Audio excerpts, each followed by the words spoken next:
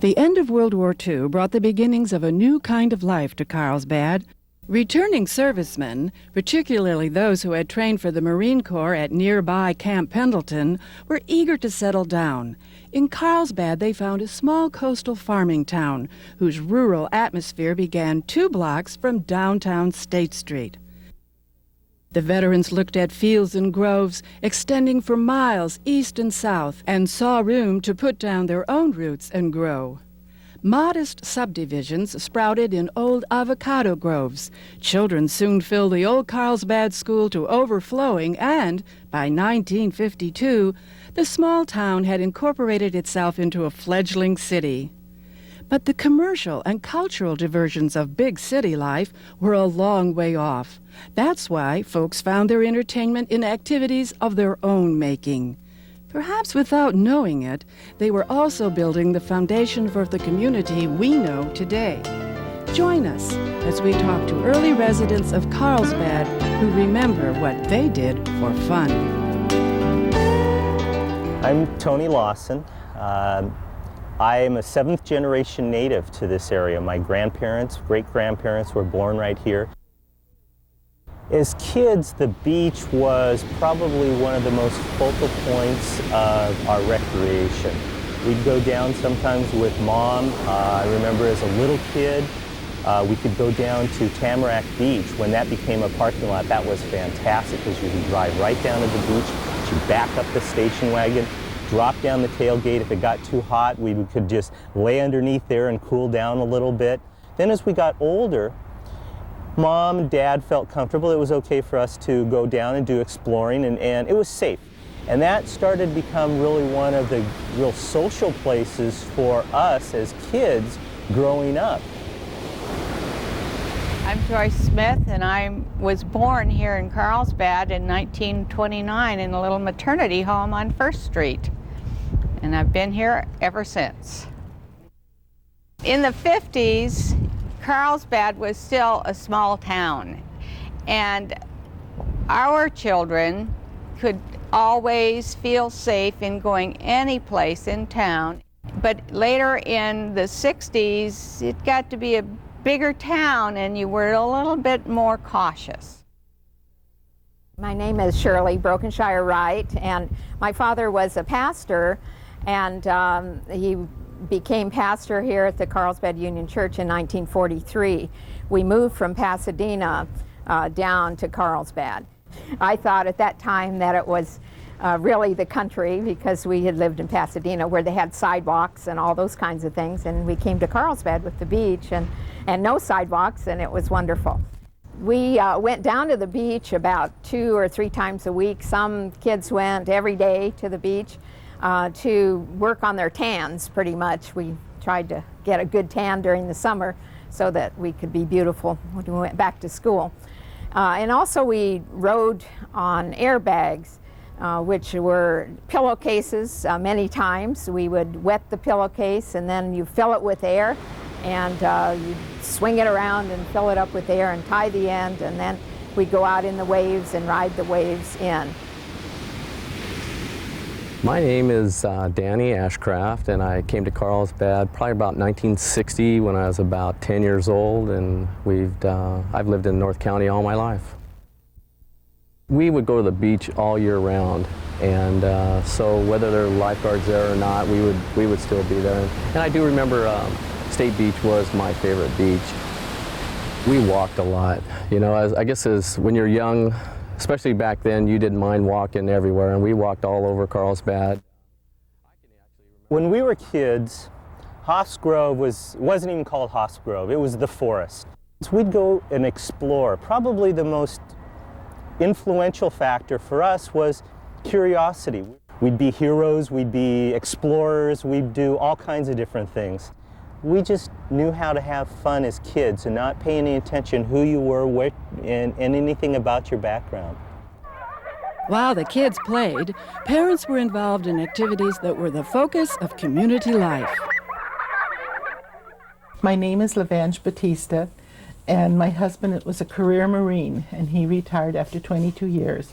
We moved to Carlsbad in 1956 because we were given an opportunity to buy a house here. And it was just a wonderful transition for us. We like the slower life. We both were used to small towns. And Carlsbad was small then. Our son raised rabbits, and he had 50 at one time in our backyard. Scouting in Carlsbad was a very big part of our life.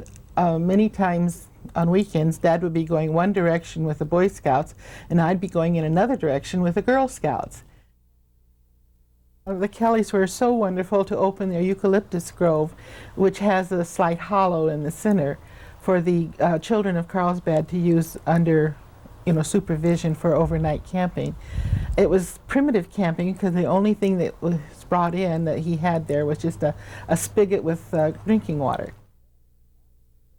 Well, I'm Betty Wollrich, and we came to Carlsbad in '61 because Hughes Aircraft moved my husband down here. We looked through all the towns from San Clemente to Del Mar to Vista, and decided there was no house that we could find that had a room that was big enough for a pool table. So we had to build. When we came here, the wide open spaces were such that before breakfast, with a cup of coffee and 1 to 2 bulldogs, I would go for 4 miles over the hills here and never touch asphalt or cement. We had a lot of wildlife here. There was a mountain lion that would come by for a drink of water, and there were, of course, a skunk that used to try to get in the window, and there were there was the coyotes, and there was a little red fox that lived in my lower lot. So it was there was a lot going on.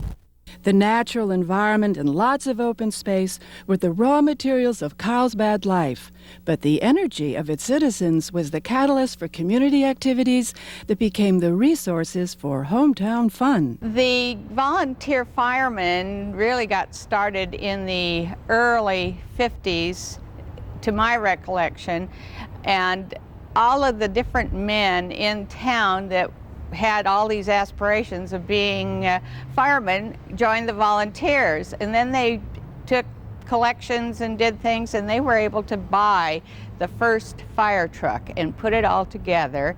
And downtown had a huge big pole that they put this big old siren on, and when there was a fire, they made the siren go, and everybody responded to get to that fire, get to the fire truck, and so on.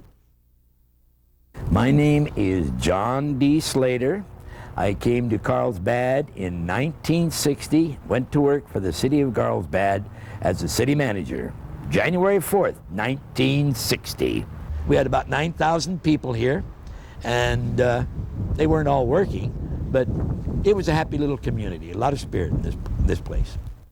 There's a wonderful place out here in Terramar. It's called the San Diego Gas and Electric Company, and they paid over 75% of all the property taxes when I came to the city of Carlsbad as city manager. And of course, that was a big plum. For many years, the essence of Carlsbad community spirit was expressed in Spring Holiday, a homegrown celebration that traditionally involved everyone in town. My name is Jack Kubota. I'm a almost 40-year resident of Carlsbad. Brought my wife and 2 children to Carlsbad at Christmas of 1956. In the springtime, we'd have a spring holiday parade.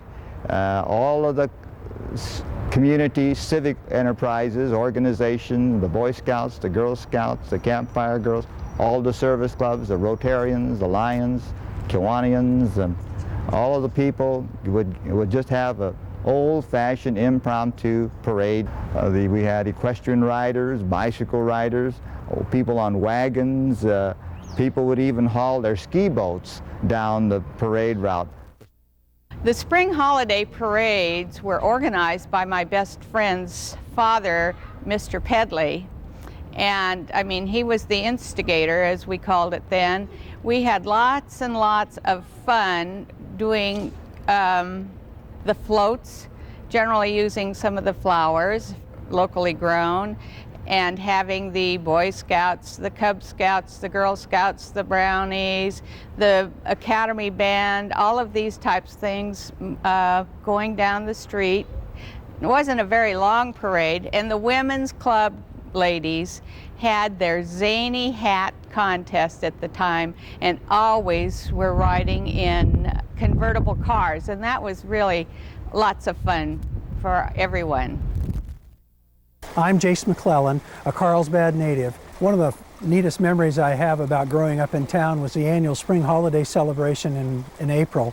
That was the only time that my father would allow me to put playing cards in the spokes of my tires and participate in the parade.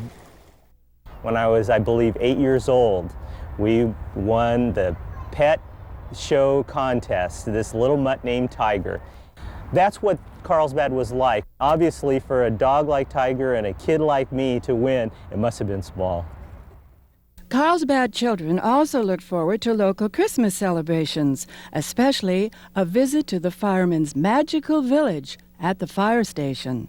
Christmas, when we finally got our fire department and they built the big place where the fire trucks were kept, they took everything out of that building and converted it to a wonderful, wonderful Christmas scene that people would come and see from all around. That was a real highlight of the town. Other seasons were marked by a series of special events, and most local calendars were crowded with community service activities. They had just a very small library here in Carlsbad. We moved here in 1956, and they were going to try to make it an independent library, and so Georgina Cole took charge, and they asked for donations of all kinds of books, and they got boxfuls of books. And these books had to be cataloged. Well, many of them were without covers, so they had to literally be read.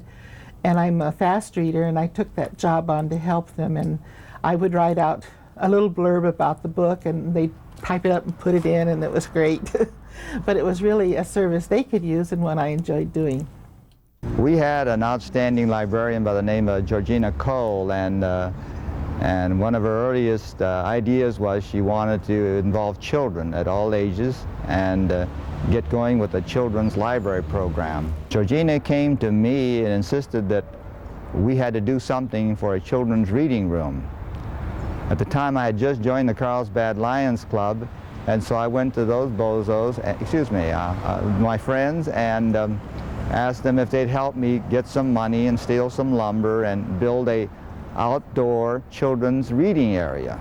Well, we did that. We used some, like I say, stolen lumber. For the roof area, we used palm fronds, and it looked like, a South Sea bar area, but it was okay.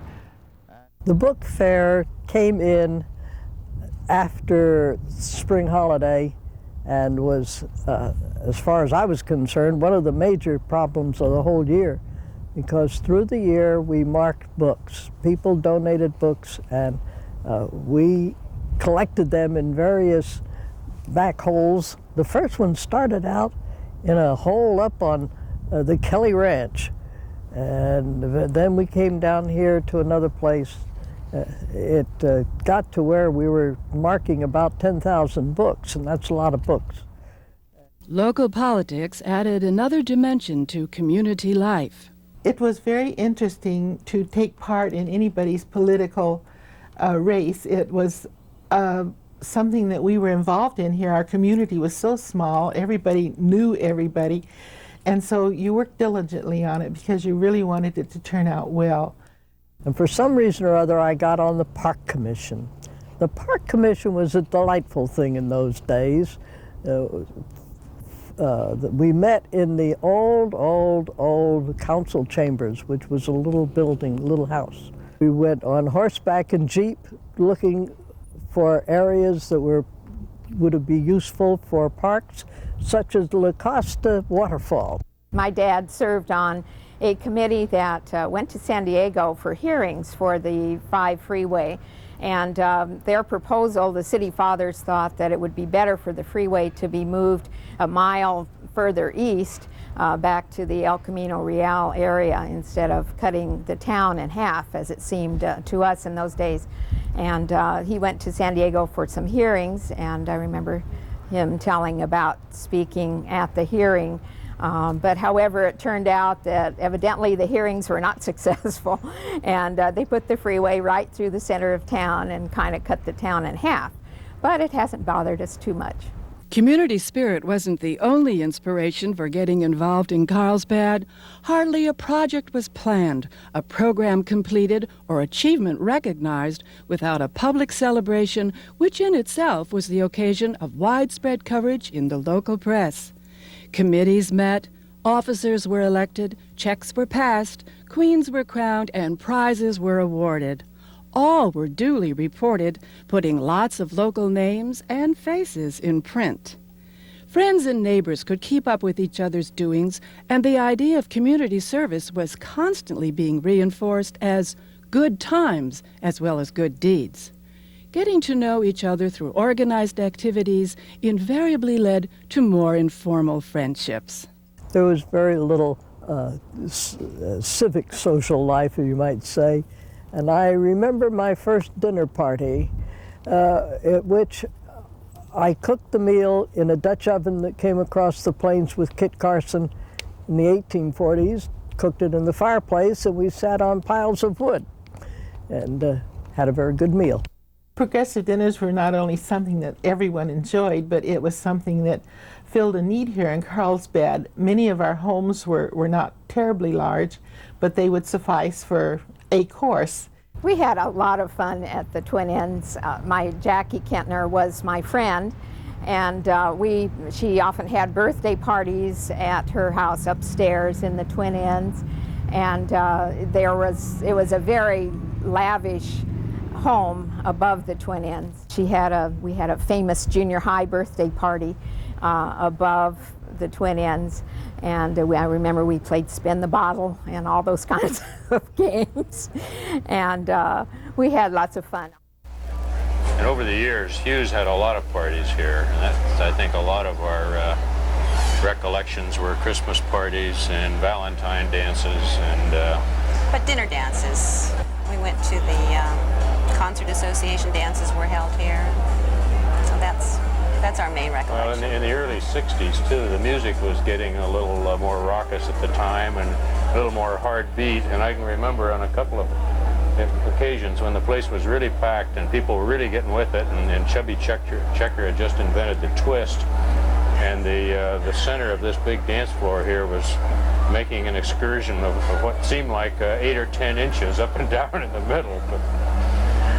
And then as our parties got bigger, we had to parade through the kitchen for buffet-type suppers. That's right. It was a great place. There were chickens out in this whole area that they grew to serve for meals at the Twin Inns. And they grew their own chickens, had almost a ranch in the back. And so we would go out. We were both very interested in science and biology. And so we'd go out and get the dead chickens, and we had an upper room that was our laboratory. And we would dissect or do an autopsy on the poor dead chickens. And this was great fun. Jackie had a lot of the tools, the knife and all that. And today she's turned out to be a marine biologist, so I think our early days as chicken farmers was helpful. And we had lots of fun doing that. Another advantage of growing up in the country is having plenty of space where you can become involved in Boy Scout hikes and other activities, camping. Plenty of space to do that. It was also a place for teenagers to hang out. There was a place at the end of Skyline Drive known as The Spot, and we used to go there on Friday and Saturday nights with our favorite dates and take advantage of the moonlit nights. High school was a time when we started, you learned about new relationships, new friends. You always met a lot of new friends there, and friends that continued on through the rest of your life. I know of many that are still right here in town and see a number of them all the time. Time puts a golden glow on memories of the good old days. The simplicity that we remember may have been due to a lack of alternatives. but we cherish the times that were spent with family and friends in a town that we truly felt a part of. Carlsbad was small then. All in all, and you know, you think about things that make a community. It's the people, it's the library, it's the parks, it's the education, it's the family life and the friends that you get to know and you share in your experiences, and I guess that's the best part of Carlsbad. We came here looking for a dream. We found that dream, and as I say, at this point of my life, I have every intention to stay here in Carlsbad. Well, I've seen it all change, but Carlsbad is still Carlsbad.